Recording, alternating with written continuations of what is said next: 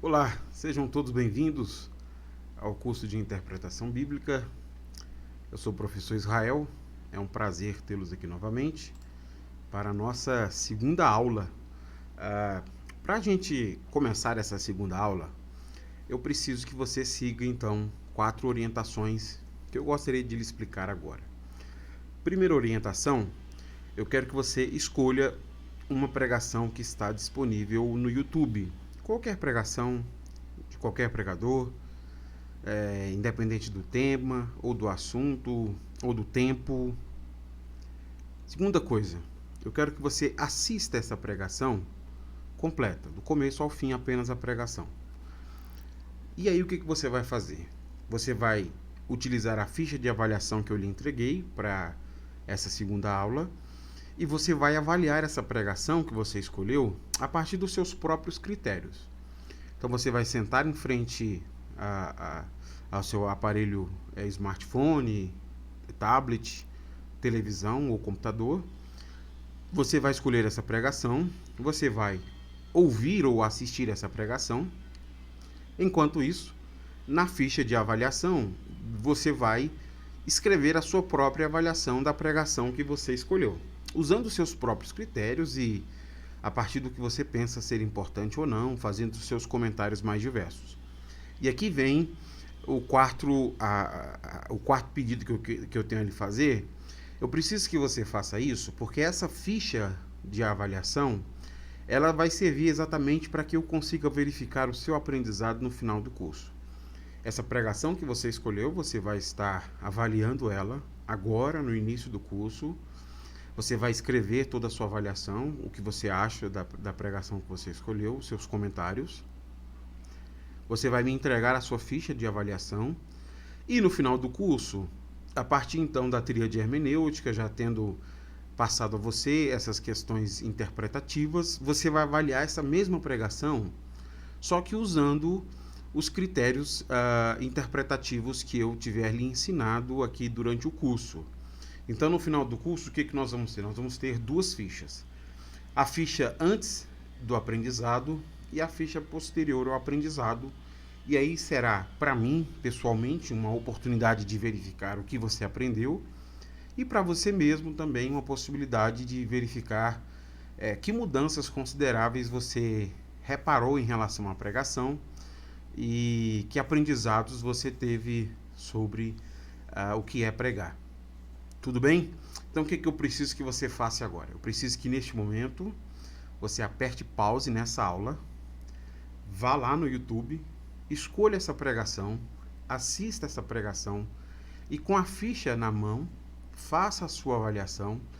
Depois que você fizer a sua avaliação, você retorna aqui e então nós vamos continuar com a aula de número 2, tá bom? Não deixe de fazer isso para que eu consiga lhe ajudar no seu aprendizado e para que você consiga também participar de maneira mais efetiva desse processo de ensino que nós estamos introduzindo aqui.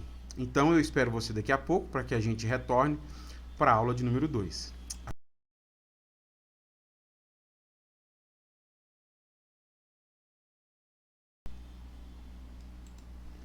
Bom, agora que você já assistiu a pregação, agora que você já fez a avaliação, você vai me entregar, então, quando nós estivermos na nossa terceira aula, você vai trazer a sua avaliação e eu vou guardar para, no final do curso, a gente fazer a mesma coisa, só que utilizando o método que a gente já viu aqui. Perfeito? A nossa segunda aula, ela tem um tema muito específico. Nessa segunda aula, eu quero falar sobre o que é uma boa pregação. Esse elemento ele vai ser importante para nós, porque afinal de contas, a interpretação bíblica diz muito da pregação que a gente escuta, da pregação que a gente faz, do estudo bíblico que a gente pratica também, mas numa comunidade local, uma igreja local, a interpretação ela está muito mais presente nas pregações, nos ensinos, e por isso eu queria falar sobre o que é uma boa pregação. Para falar sobre isso, o que é uma boa pregação, eu gostaria de ler um texto bíblico para dar para a gente uma ideia disso. O texto é Atos capítulo 16. Acompanhe comigo a leitura, por favor. No sábado, saímos da cidade e fomos à margem do rio, onde esperávamos encontrar um lugar de oração. Sentamo-nos e começamos a conversar com algumas mulheres ali reunidas. Uma delas era uma mulher temente a Deus chamada Lídia, da cidade de Tiatira, comerciante de tecido de púrpura. Enquanto ela nos ouvia, o Senhor lhe abriu o coração e ela aceitou aquilo que Paulo estava dizendo.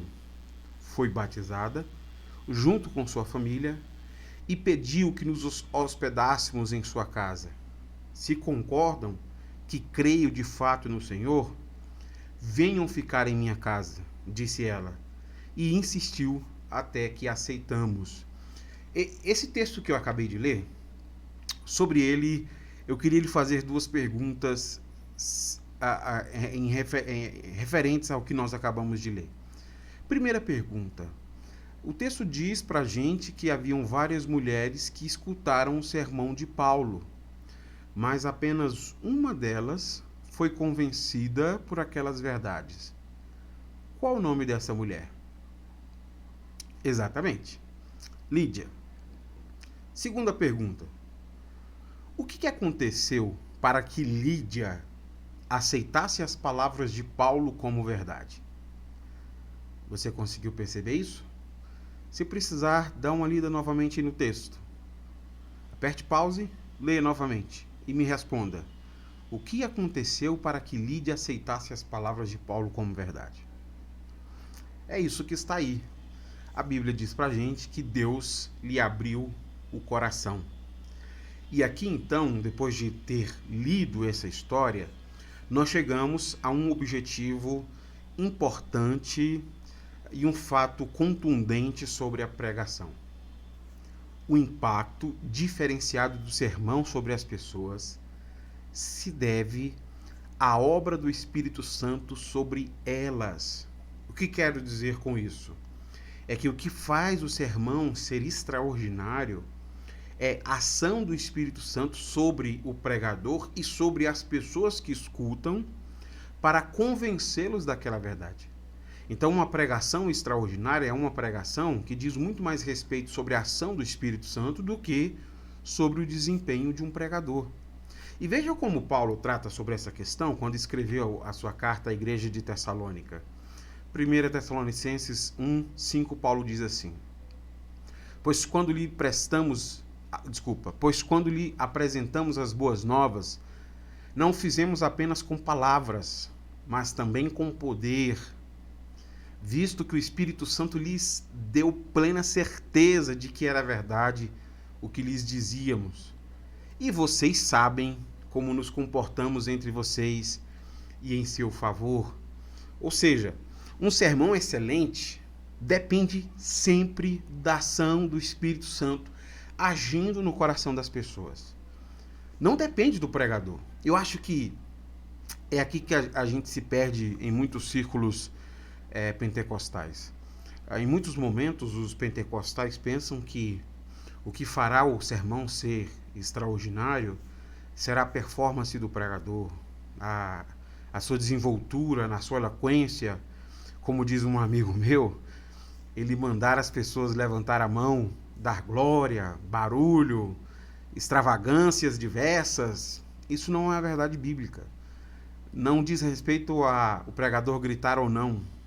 Não diz respeito ao pregador mandar as pessoas ficarem em pé ou sequer as músicas de fundo. O que faz um sermão extraordinário é a ação do Espírito Santo agindo no coração das pessoas e sobre o pregador. O pregador, ele é parte daquilo que Deus está fazendo. E nós precisamos entender isso porque nenhum de nós consegue manipular o Espírito Santo. Na verdade, a Bíblia chama isso de simonia. É o pecado de achar que nós conseguimos manipular ou comprar as coisas do Espírito Santo. Isso é um pecado contra Deus que Pedro nos diz que serve para condenação. Portanto, se nós dependemos tanto do Espírito Santo, qual é então o compromisso ou a responsabilidade do pregador? Se é o Espírito Santo que fará o sermão ser algo extraordinário, e eu, como pregador, qual é a minha responsabilidade? Eu queria então colocar essa afirmativa do Tim Keller. Ele trabalha isso no seu livro, Pregação, e ele diz assim: no fim das contas, a pregação tem dois objetivos básicos em vistas. Primeiro, a palavra. Segundo, o ouvinte. Não basta ceifar o trigo. Ele deve ser preparado de forma que seja comestível. Caso contrário, não alimentará nem dará prazer. Portanto, embora somente Deus possa abrir os corações, o comunicador deve proporcionar bons momentos e matéria para reflexão ao apresentar a verdade de forma precisa, explicitando-a para o coração e para a vida dos ouvintes. Perceba que isso que o Tim Keller está dizendo aqui, que eu estou abordando a vocês, nos ajuda a entender que existem três tipos de sermões. De forma geral, os sermões podem ser classificados como ruins, como bons ou como sermões excelentes. E por que é importante nós entendermos isso? Porque tanto o sermão ruim quanto o sermão bom, eles dependem da habilidade e da preparação do pregador. Depende de mim. De mim. O sermão ruim ou o sermão bom depende de mim. Mas o sermão excelente, ele depende da ação do Espírito Santo. Não é a desenvoltura do pregador que faz o sermão ser excelente. Então nós temos aqui então um foco para seguir. Porque nós oramos e pedimos a Deus que todo sermão seja excelente, mas isso depende dele. Mas no que depende do pregador, o seu compromisso é com o sermão bom. E é essa a proposta da aula de hoje. O que é uma boa pregação? Veja o que o Tim Keller acrescenta sobre isso. Contudo, embora a diferença entre um mau sermão e um bom sermão seja sobretudo a responsabilidade do pregador, a diferença entre uma boa pregação e uma pregação excelente depende principalmente da ação do Espírito Santo no coração do ouvinte, bem como no do pregador. Isso para a gente, então, fechou uma compreensão essencial para aquilo que nós pretendemos fazer durante a pregação. Nós não somos responsáveis por sermões excelentes. Nós oramos por isso e pedimos a Deus isso.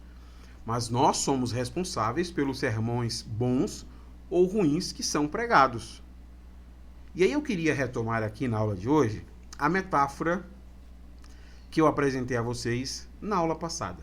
Se você não chegou a assistir, ela está disponível aqui no canal, você pode assistir para você entender a exploração dessa metáfora. Na aula passada, eu falei sobre a metáfora do artesão medieval, dizendo que a interpretação bíblica pode se comparar ao trabalho artesanal. Eu disse a vocês, naquela ocasião, naquele vídeo, que quem deseja manejar a palavra de Deus, quem deseja fazer isso com maestria, deve ser aí como um aprendiz de um mestre artesão medieval, com o tempo, com a prática. Esse aprendiz ele vai adquirir habilidades no manejo de muitas ferramentas e consegue então ser um bom artesão. De forma semelhante, o intérprete da Bíblia precisa saber quais ferramentas interpretativas ele vai usar e como usá-las para poder compreender o texto bíblico de forma correta.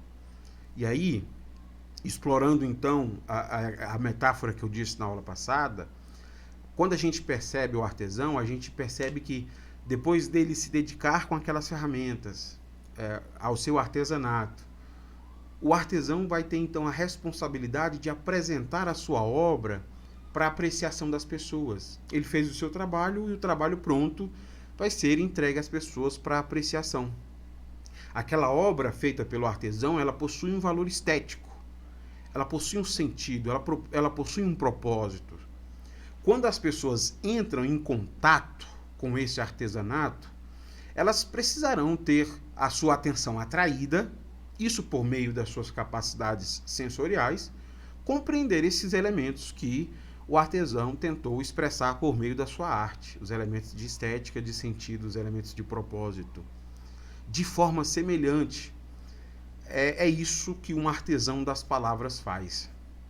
Ele vai usar as ferramentas interpretativas exatamente para tentar entender o texto de forma fiel. E falando de forma fiel, Eu estou me referindo à concepção do Stott da aula passada, de que nós devemos olhar o texto sobre o mundo antigo, a partir da sua geografia, a partir do seu contexto histórico, a partir da intenção do autor. Então, as ferramentas adequadas nos permitem isso, olhar o texto de forma correta. E depois de olhar o texto de forma correta, a tarefa do artesão das palavras, do pregador, é pegar essas palavras e moldá-las de maneira a trazer ao mundo moderno, para que as pessoas consigam, por meio das suas habilidades sensoriais, entender a mensagem que está presente no texto. Por isso, a nossa aproximação ao texto bíblico ela é uma aproximação muito específica. Nós temos que nos considerar artesãos da palavra. Eu vou ao texto para compreender o texto e vou trazer esse texto de maneira que ele revele verdades para o mundo moderno, que são verdades reveladas por Deus. Deixa eu tentar explicar isso a vocês com um pensamento do Menger, que eu acho sempre maravilhoso. Ele diz o seguinte: todas essas características complexas que permitem a um texto escrito reproduzir, aos olhos do leitor, a experiência do mundo, levaram o suporte físico do texto a ser visto como o próprio mundo. Ele está dizendo para nós aqui, em linhas gerais, que um texto ele expressa a experiência do mundo sobre a perspectiva de um autor. Então, quando eu estou lendo um texto, o que eu estou vendo é a perspectiva de mundo que o autor expressa em suas palavras. Nesse contexto, a Bíblia ela também é um texto e ela também tem isso. O que tem na Bíblia é uma experiência de mundo a partir dos olhos de Deus. Se nós considerarmos a Bíblia uma revelação do Senhor, quando nós estamos lendo a Bíblia, o que nós estamos vendo é uma nova criação de Deus sobre a obra de Cristo Jesus. A tarefa do pregador, como um artesão das palavras, é exatamente ir às palavras bíblicas para trazer as palavras de maneira a reconstruir o imaginário das pessoas a essa visão de Deus do novo mundo. Eu pego o texto bíblico e trago o texto bíblico de maneira compreensível para que as pessoas vejam, a partir dos olhos de Deus, a realidade da criação e deste novo mundo que ele está constituindo em Cristo Jesus. Isso é que é uma boa pregação. É isso que diferencia uma pregação boa de uma pregação ruim. A pregação boa, ela é comprometida com este propósito. A boa pregação, ela vai aguçar essas capacidades sensoriais das pessoas para que elas entendam a grandeza da revelação de Deus, para que elas apreciem a beleza de suas obras, para que elas vejam a nobreza do seu amor, a formosura da sua graça, e percebam como existe uma realidade divina que transcende a nossa condição. Os olhos de Deus e a perspectiva da criação de Deus é diferente da perspectiva que nós estamos vivendo. O projeto de Deus transcende a nossa realidade e vai nos desafiar e vai nos encorajar a buscar essa nova vida em Cristo Jesus. Isso é uma boa pregação. Você está traduzindo fielmente o texto bíblico de maneira compreensível às pessoas a perceberem a maneira como Deus está designando novos céus e nova terra. Uma pregação ruim, no entanto, ela não faz nada disso.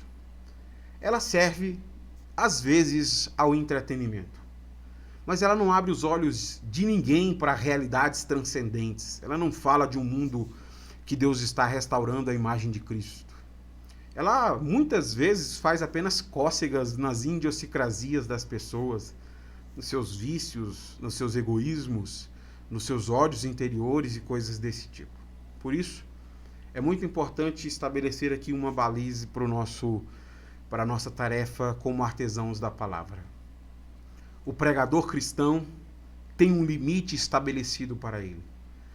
Quando ele sobe ao púlpito, ele não é um homem totalmente livre. Em um sentido muito real, pode-se dizer que o Todo-Poderoso lhe estabeleceu limites que ele não deve ultrapassar. Ele não tem a liberdade de inventar ou escolher a sua mensagem. Ela foi confiada a ele, e cabe a ele declará-la, expô-la, recomendá-la e fazer isso tudo aos seus ouvintes. Isso é maravilhoso para nós. Isso é compromisso de um artesão das palavras. Alguém que está empenhado em fazer a sua pregação ser boa, que quer atiçar as capacidades cognitivas das pessoas a compreenderem o que o Evangelho é. Mas aí talvez você esteja me dizendo, tudo bem, de fato existem artesãos e eu entendo o que quer dizer um artesão das palavras. Eu deveria me esforçar então para ser um bom pregador e traduzir de maneira fiel o texto bíblico. Mas também é um fato que nem todo mundo aprecia a arte. E de mesma maneira, como nem todo mundo aprecia a arte, nem todo mundo gosta de pregação. Nem todo mundo tem paciência de sentar e assistir uma pregação de 30 minutos, 20 minutos. Nesses casos, não seria melhor apenas ser um bom comunicador? Ou então apenas entreter as pessoas? Porque elas, se for entretenimento, elas ficam uma hora. Não é melhor a gente pensar assim, já que nem todo mundo consegue amar a arte e a beleza do Evangelho? Bom, como uma última citação, eu queria então ler John Stott, que foi quem nos ajudou muito na aula 1 e está encerrando essa aula de número 2. Preste atenção no que Stott diz. Em um mundo que parece relutante ou incapaz de ouvir, como podemos ser persuadidos a continuar a pregar e a aprender a fazê-lo com eficácia? O segredo essencial não é dominar certas técnicas, mas ser dominado por certas convicções. Em outras palavras, a teologia é mais importante do que a metodologia. A técnica só pode nos tornar oradores.